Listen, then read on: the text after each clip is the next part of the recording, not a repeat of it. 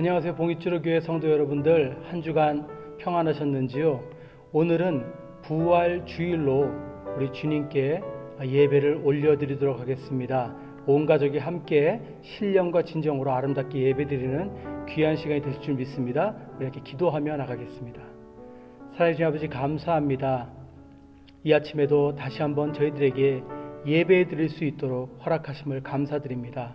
아버지, 오늘은 특별히 주님께서 우리를 위해 죽으시고 부활하신 부활주일을 맞아 주님께 경배와 찬양을 올려드리고 예배드리기를 소원합니다. 함께하여 주시고, 특별히 오늘 아버지 주님께 받은 말씀과 이 은혜로 또 한 주간 살아가게 하시고, 더욱더 주님께서 우리에게 주신 새 삶을 감사하는 그런 우리들이 될 수 있도록 아버지 축복하여 주시옵소서. 감사드리며 모든 말씀 주 예수 귀하신 이름으로 기도드립니다. 아멘.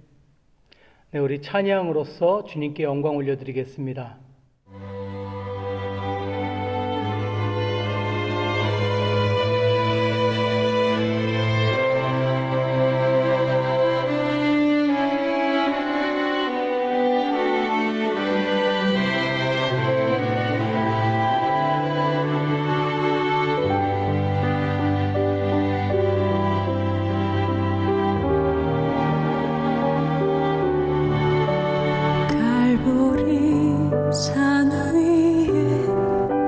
십자가 섰으니 주가 고난을 당한 표라. 험한 십자가를 내가 사랑하면 주가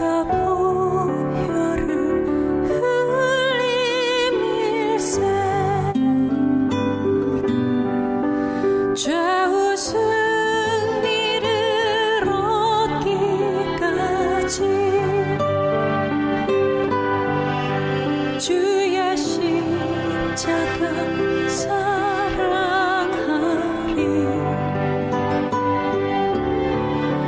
빛난 멸류관 받기까지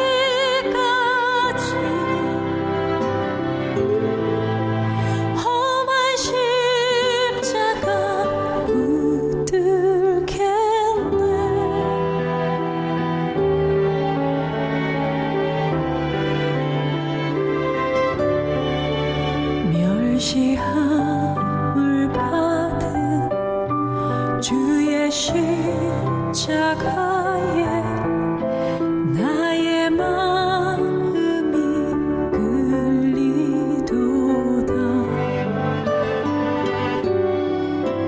귀한 어린 양이 영광 다 버리고 험한 십자가 지셨도다.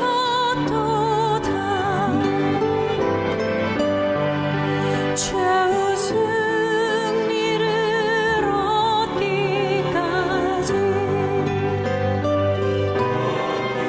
주의 십자가 사랑하리.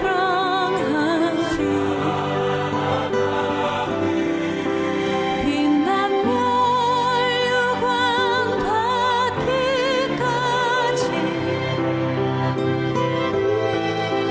험한 십자가 붙들겠네.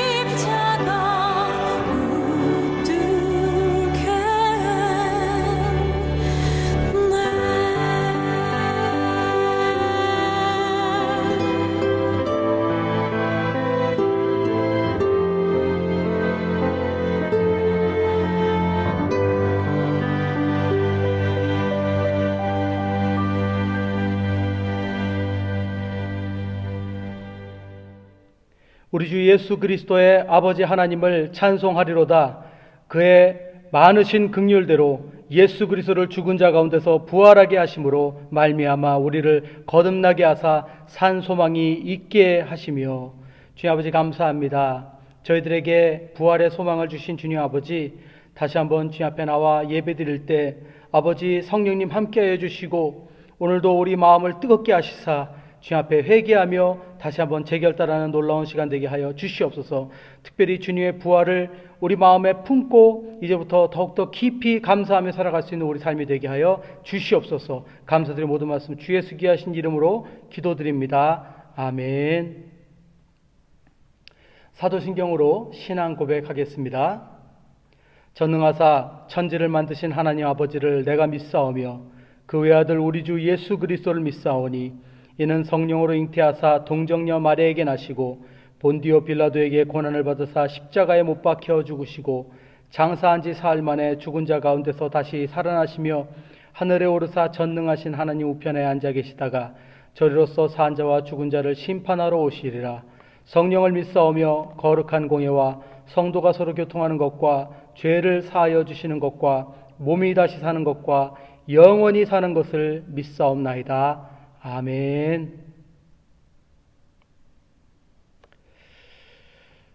예, 함께 광고 나누겠습니다. 오늘은 여러분 부활주의를 맞아서 예배를 드립니다. 우리 코로나 바이러스 사태로 함께 우리가 모이지도 못하고 또 부활주일에 행사도 없고 음식도 나누지 못하지만 우리 각자 가정에 있는 모든 분들께 성령님께서 함께 하셔서 놀라운 축복과 은혜로 함께 하실 줄 믿습니다. 우리 두 번째 광고는요, 우리 암송 구절을 재개하였습니다. 오늘까지 한 번 더 암송합니다. 여호수아 1장 8절이죠. 여러분들 페이스북에도 올라가고 카톡에도 저희들이 매일 올리고 있으니까 여러분들 함께 참여해서 암송해 주시면 감사하겠습니다. 마지막은 계속해서 여러분 이 코로나 바이러스 사태로 재정적인 피해를 받으시는 많은 분들을 위해서 함께 기도해 주시고요. 또 특히 연로하신 분들과 지병이 있으신 분들을 위해서 여러분들 기억나시는 대로 계속해서 기도해 주시기를 부탁드립니다. 광고 이상입니다. 하나님의 말씀 함께 보도록 하겠습니다. 오늘 말씀은 부활을 살자라는 주제로 마가복음 16장 14절에서 20절에 있는 말씀으로 함께 나누도록 하겠습니다. 마가복음 16장 14절에서 20절입니다. 함께 보겠습니다.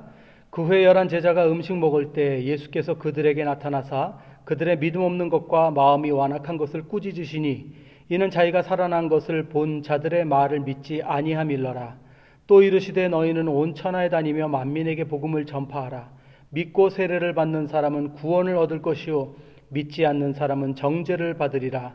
믿는 자들에게는 이런 표적이 따르리니 곧 그들이 내 이름으로 귀신을 쫓아내며 새 방언을 말하며 뱀을 집어올리며 무슨 독을 마실지라도 해를 받지 아니하며 병든 사람에게 손을 얹은즉 나으리라 하시더라. 주 예수께서 말씀을 마치신 후에 하늘로 올려지사 하나님 우편에 앉으시니라. 제자들이 나가 두루 전파할세 주께서 함께 역사하사 그 따르는 표적으로 말씀을 확실히 증언하시니라. 아멘. 예, 오늘 부활절입니다. 예수님께서 십자가에서 못 박혀 죽으시고 이제 부활하셨는데 부활하신 후에 예수님께서 제자들에게 많이 나타나셨습니다. 많은 분들이 잘 모르시는데 약 40일간을 나타나셨어요. 40일간 나타나셔서 약 600명 정도의 제자들을 찾아가셔서 만나셨습니다. 얼마나 많은 사람들을 만났냐면 처음에 무덤을 찾아갔던 막달라 마리아와 그 어머니, 그리고 살로메, 그리고 또 베드로에게도 찾아가셨죠. 엠마오로 가는 제자들에게 나타나셨죠. 도마가 없을 때 제자들에게도 나타나셨고 도마가 나중에 같이 있을 때도 나타나셨고 또 디베랴 바다에도 나타나셨고 갈릴리 산 위에서 11 제자에게 나타나시고 또 500여 형제들에게 나타났다고 고린도전서에 보면 기록이 되어 있어요. 그리고 주의 형제 야고보에게도 나타나셨다고 또 고린도전서에 기록이 되어 있고요. 그리고 예루살렘 부근에서 11 제자한테 나타나셨다고 되어 있습니다. 그래서 한 600명 정도의 증인들이 있습니다. 자, 그런데 예수님께서 여자들과 제자들에게 나타나셨는데 제자들의 반응이 반가워하고 기뻐하는 것이 아니라 다 무서워하고 놀라는 그런 반응이었습니다.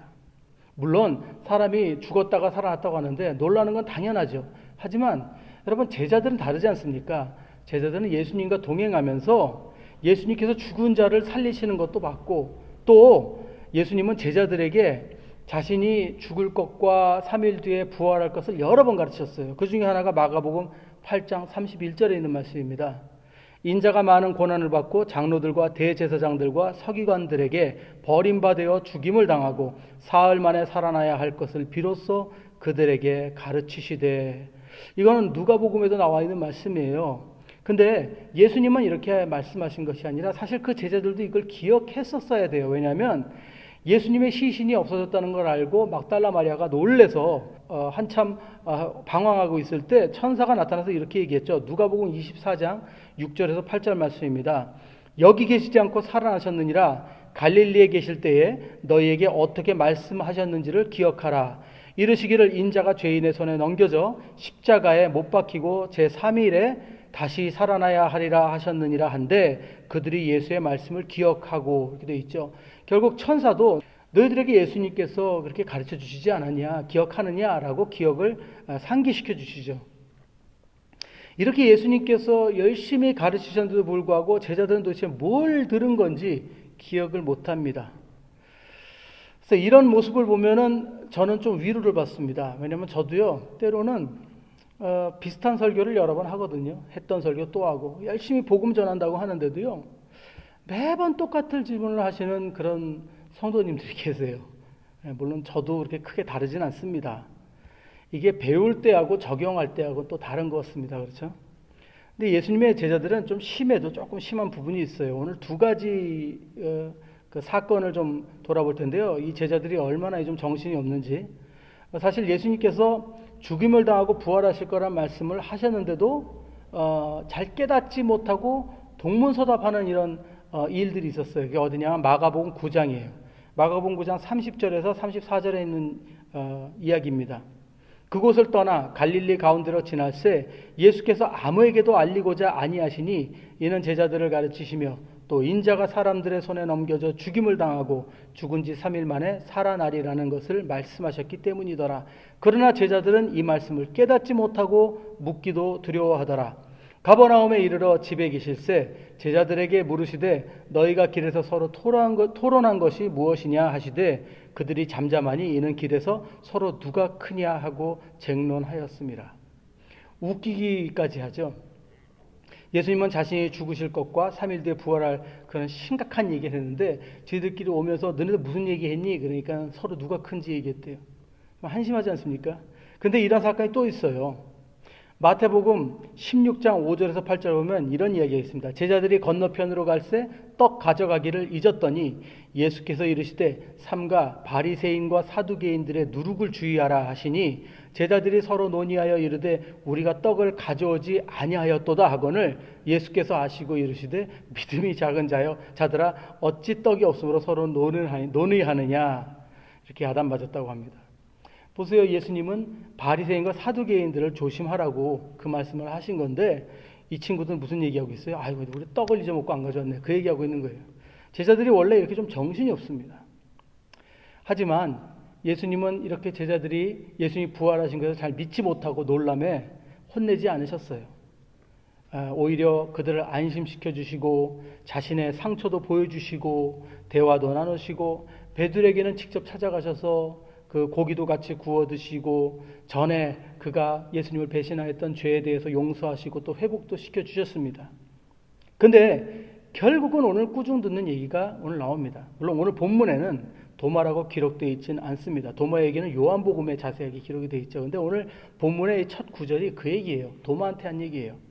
마가복음 16장 14절 아까 읽었죠? 제가 다시 한번 읽겠습니다. 그 후에 11 제자가 음식 먹을 때 예수께서 그들에게 나타나사 그들의 믿음 없는 것과 마음이 완악한 것을 꾸짖으시니 이는 자기가 살아난 것을 본 자들의 말을 믿지 아니함일러라. 예. 도마는 예수님이 처음에 부활하셔서 나타나셨을 때 제자들과 같이 있지 않았어요. 그래서 보지 못했어요. 하지만 도마는요, 여러 사람들의 증언을 이미 들었어요. 왜냐하면 그 전에 많은 사람들에게 예수님께 나타나셨기 때문에. 그 중에 하나가 무덤을 다녀온 여인들 얘기고요. 두 번째는 엠마오 제자들의 얘기 들었고요. 그 다음에 이 제자들, 자기 친구들의 이야기를 들었습니다. 그런데 도마는 결국에 뭐라고 우기냐면, 내가 보고 만져보기 전에는 절대 믿지 못하겠다고 합니다. 그래서 그런 도마에게 예수님이 나타나신 겁니다. 그리고 못자국을 만져보게 하시고 믿음 없음을 꾸짖으신 거죠. 그리고 이렇게 말씀하셨죠. 보지 않고 믿는 자가 복이 있도다 라고 말씀하셨어요. 유명한 얘기죠. 근데요, 사실은 도마 외에도 예수님이 부활하셔서 바로 자기네 코앞에 나타나셨는데도 믿지 못하는 제자들이 있었다고 마태복음에는 기록해 있습니다. 28장 16절 17절이죠. 11제자가 갈릴리에 가서 예수께서 지시하신 산에 이르러 예수를 배웠고 경배하나 아직도 의심하는 사람들이 있더라. 이 사람들은 도마보다 더 심해요. 예수님이 바로 앞에 나타났는데도 의심을 했다고 합니다. 예수님은 바로 이런 자들을 꾸짖으신 겁니다. 예수님은 우리들을 위해서 죽으셨습니다. 또 부활하셨습니다. 그리고 제자들에게 열심히 나타나셨어요. 40일 동안 다니시면서 600명의 제자들에게 나타나셨어요. 왜요? 그들로 하여금 예수님이 다시 살아나셨다는 것을 증거하게 하기 위해서. 근데 그랬음에도 불구하고 증인들이 분명히 있고 증언이 있는데도 무조건 도마는 못 믿겠다고 눈앞에 나타나기까지 했는데도 의심하는 자들이 있었으니 예수님께서 꾸짖을 수밖에 없었던 것입니다. 근데 왜 예수님은 그들을 꾸짖으셨을까요? 미워서요? 아니죠. 걱정이 돼서입니다. 왜일까요? 여러분, 예수님의 부활의 능력을 믿지 못하는 자들에게는 하나님의 능력이 나타나지 못하기 때문입니다. 예수님은 오늘 이렇게 말씀하십니다. 마가복음 16장 16절에서 18절이에요. 믿고 세례를 받는 사람은 구원을 얻을 것이요 믿지 않는 사람은 정죄를 받으리라. 믿는 자들에게는 이런 표적이 따르리니 곧 그들이 내 이름으로 귀신을 쫓아내며 새 방언을 말하며 뱀을 집어올리며 무슨 독을 마실지라도 해를 받지 아니하며 병든 사람에게 손을 얹은즉 나으리라 하시더라. 여러분, 예수님께서는 승천하시기 전에 떠나시면서 이 십자가의 복음을 전할 것을 제자들에게 명하십니다. 그리고 분명히 말씀하시죠. 믿고 세례를 받는 자는 구원을 받을 것이지만 믿지 않는 자들은 정죄를 받을 것이라고요. 예수님께서 도마를 꾸짖으신 이유도 여기 있는 것입니다. 예수님이 만약에 도마를 만나지 않으시고 승천하셨다면, 그러면 그 당신의 부활에 대한 증거는 오직 제자들의 증언밖에 없는 것입니다. 그런데 도마는 그 증언을 못 믿겠다고 합니다. 예수님은 승천하시기 전에 제자들에게 믿음을 강조하십니다. 왜냐하면 믿음이 구원이냐 정죄냐를 구분해주는 기준이 되기 때문입니다. 그래서 도마에게 보지 않고 믿는 자들이 복되다 말씀하신 것입니다. 구원이 거기 있거든요. 저희는 매년 고난주와 또 부활절을 맞이합니다. 예수님의 죽음과 부활을 감사하며 또 기념했습니다. 근데 이 예수님의 부활은요, 우리 하나님의 자녀된 우리 모두에게 사실은 예수님의 탄생만큼이나 의미 있고 중요하다는 것을 여러분 기억하셔야 됩니다. 이날을 기념하는 것 정말 중요하지만 이보다 더 중요한 것은 바로 우리 삶 속에 이 부활의 소망을 품고 살아야 한다는 것입니다. 왜냐하면 만약 우리가 이 부활을 매일 믿고 삶에 적용하며 살지 못하면 여러분 삶 속에서 하나님의 능력도 기대할 수 없고 나타나지 않는다는 것입니다. 오늘날 기독교의 가장 큰 문제는 이 두 가지 진리를 삶에 적용하지 못하는 것입니다. 그 첫째가 바로 예수님의 죽음과 부활입니다. 두 번째는 예수님의 재림입니다. 예수님께서 저희들을 위해 죽으시고 그 죽음을 이기시고 부활하셨다는 사실은요, 예수 그리스도만의 승리가 아닙니다. 그것은 바로 주님과 함께 후사가 된 우리 모두의 승리인 것을 여러분 믿으시기 바랍니다. 요한복음 16장 33절에 이렇게 말씀하십니다. 이것을 너에게 이르는 것은 너희로 내 안에서 평안을 누리게 하려 함이라. 세상에서는 너희가 환난을 당하나 담대하라, 내가 세상을 이겼노라. 이렇게 말씀하셨죠. 또 예수님의 재림은 하나님의 공의가 성취되는 날입니다.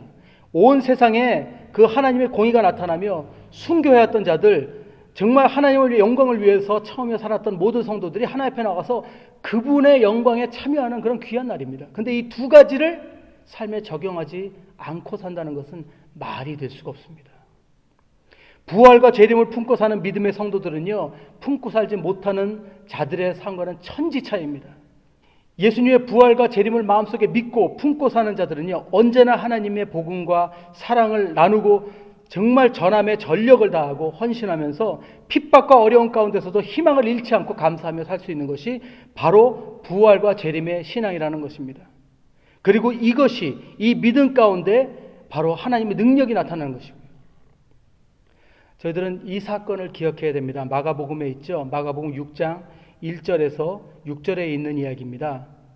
예수께서 고향을 가셨을 때 이야기죠. 예수께서 거기를 떠나사 고향으로 가시니 제자들도 따르니라. 안식일이 되어 회당에서 가르치시니 많은 사람이 듣고 놀라 이르되 이 사람이 어디서 이런 것을 얻었느냐? 이 사람이 받은 지혜와 그 손으로 이루어지는 이런 권능이 어찌 됨이냐? 이 사람이 마리아의 아들 목수가 아니냐? 야고보와 요셉과 유다와 시몬의 형제가 아니냐? 그 누이들이 우리와 함께 여기 있지 아니하냐 하고 예수를 배척한지라.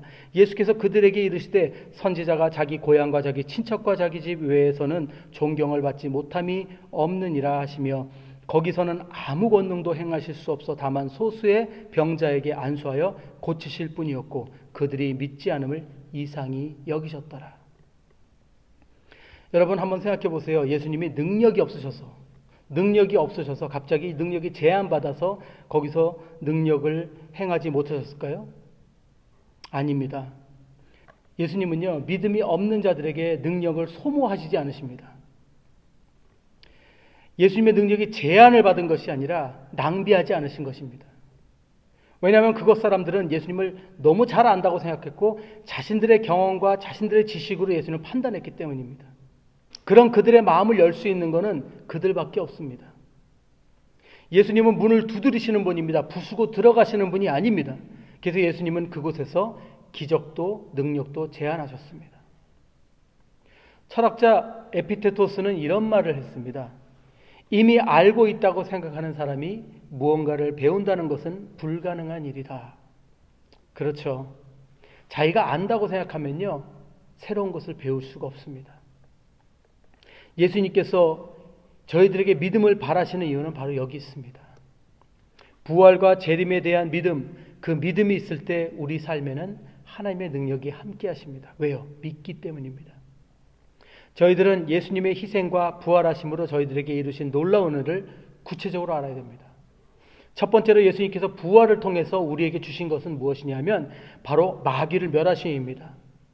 히브리서 2장 14절에 보면 이렇게 기록되어 있습니다. 자녀들은 혈과 육에 속하였음에 그도 또한 같은 모양으로 혈과 육을 함께 지니심은 죽음을 통하여 죽음의 세력을 잡은 자 곧 마귀를 멸하시며 또 예수님의 부활은 무엇을 의미하냐면 죽음을 이기심을 뜻합니다. 고린도전서 15장 26절이죠. 맨 나중에 멸망받을 원수는 사망이니라. 이렇게 예수님은 죽음과 부활을 통해서 저희들의 죄를 용서해 주셨을 뿐만이 아니라 사단과 사망의 권세를 이기시고 저희들을 자유케 해주신 것입니다. 그런데 그것뿐만이 아닙니다. 또 있습니다.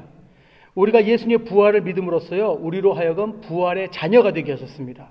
누가복음 20장 36절의 말씀입니다. 그들은 다시 죽을 수도 없나니 이는 천사와 동등이요 부활의 자녀로서 하나님의 자녀임이라. 아멘. 근데요, 우리가 이 부활의 자녀가 된다는 건 또 다른 의미가 있습니다. 그건 뭐냐면 바로 예수님과 함께 후사가 된다는 것이죠. 로마서 8장 17절입니다. 자녀이면 또한 상속자 곧 하나님의 상속자여 그리스도와 함께한 상속자니 우리가 그와 함께 영광을 받기 위하여 고난도 함께 받아야 할 것이니라. 아멘. 저희는 예수님께서 부활을 통해 사단의 권세, 사망의 권세에서 저희를 자유케 해주신 것을 알고 있습니다. 또한 그것뿐만 아니라 우리로 부활의 자녀로 삼아주시고 예수님과 함께 후사가, 하나님의 후사가 되게 해주셨음을 우리는 감사하면서 이 기쁨과 소망을 믿음으로 품고 하루하루를 살아갈 때 승리할 수 있다는 것입니다. 아직도 안타까운 것이 많은 성도님들이 어떤 신앙을 가지고 있냐면 마르다의 신앙을 가지고 있어요.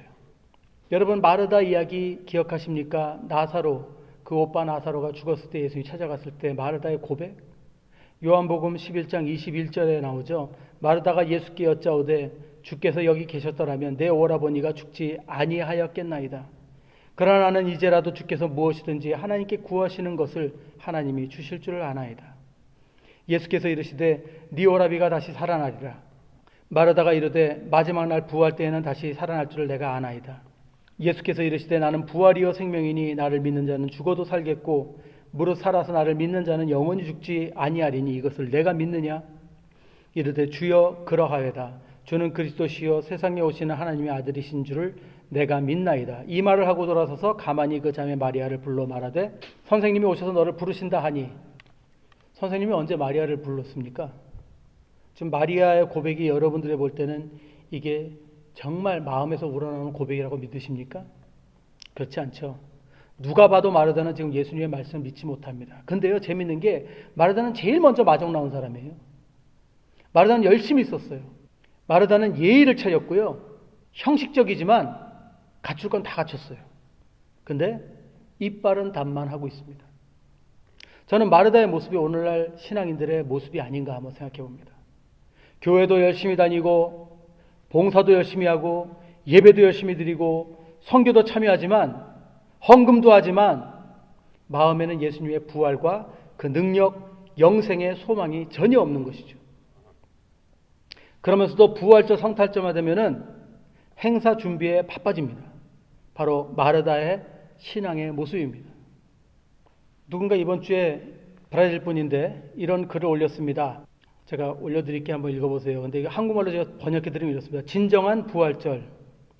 우리를 위해 죽으신 분은 토끼가 아닌 어린 양이시고 우리가 받은 것은 초콜릿이 아니고 그분의 보혈입니다. 재밌죠? 이게 포어로 가면 더 재밌습니다. 사랑하는 여러분, 저희들은 예수님의 이 희생을 헛되게 해서는 안 될 것입니다. 예수님은 제자들에게 이렇게 말씀하셨습니다. 믿는 자들에게 이런 표적이 따르리니 곧 그들이 내 이름으로 귀신을 쫓아내며 새 방언을 말하며 뱀을 집어올리며 무슨 독을 마실지라도 해를 받지 아니하며 병든 사람에게 손을 얹은즉 나으리라 하시더라. 여기서 새 방언은 여러분 언어적 능력을 의미하는 것이 아닙니다. 우리가 생각하는 그런 방언이 아니에요. 또 여기 나오는 뱀과 그 뱀의 독도요, 우리가 생각하는 그런 뱀의 진짜 독이 아니에요. 뭐 진짜인지 모르겠는데 어떤 선교사님이 진짜 자기는 뱀의 독을 먹어도 안 죽는다고 해서 드셨다가 정말로 돌아가신 분이 있다는 얘기를 들었는데 뭐 진짜인지 모르겠어요. 여기서 말씀하시는 이 새 방언은요, 바로 예수님이 부활하신 후에 예수 그리스도의 새로운 복음을 의미하는 겁니다. 그리고 여기에 뱀은요, 이게 사단이에요. 그리고 뱀의 독은 사단의 공격을 의미하는 겁니다. 부활에 대한 믿음으로 살아가는 자들에게는 새로운 예수 그리스도의 복음을 통한 하나님의 능력이 함께 하실 것을 저희들에게 말씀하시고 계시는 것입니다. 말씀 맺겠습니다. 사랑하는 여러분, 오늘 부활절입니다. 어찌 보면 이번 부활절은 저희 인생의 가장 의미 있는 부활절이 될지도 모릅니다. 이렇게 저희들이 교회에서 부활절 예배를 드리지 못한 적이 어떻게 보면 처음일지도 모르기 때문입니다. 그리고 지금 우리는 참으로 예수님의 부활의 능력이 필요할 때입니다. 사랑하는 여러분, 오늘부터라도 이 부활의 믿음을 마음에 품으시고 날마다 살아가시기를 축원합니다. 그리고 믿음으로 영생의 소망으로 두려움 없이 하루하루를 감사하며 살아가시는 모든 성도님들 되실 줄 믿습니다. 함께 기도드리겠습니다. 사랑하는 아버지, 감사합니다. 아버지, 저희는 매년 이맘때가 되면 예수님의 죽음과 부활을 기억하며 감사하지만 아버지, 1년 동안 우리는 얼마나 그 부활을 마음에 품고 사는지 생각해 봅니다. 주님, 용서하여 주시옵소서. 그 부활의 소망을 잊고 그 부활의 소망 없이 날마다 마르다와 같이 살았다면 다시 한번 재결단하게 하시고 주님, 이 소망을 다시 한번 품고 매일매일 감사하며 살 수 있는 우리가 되게 하여 주시옵소서.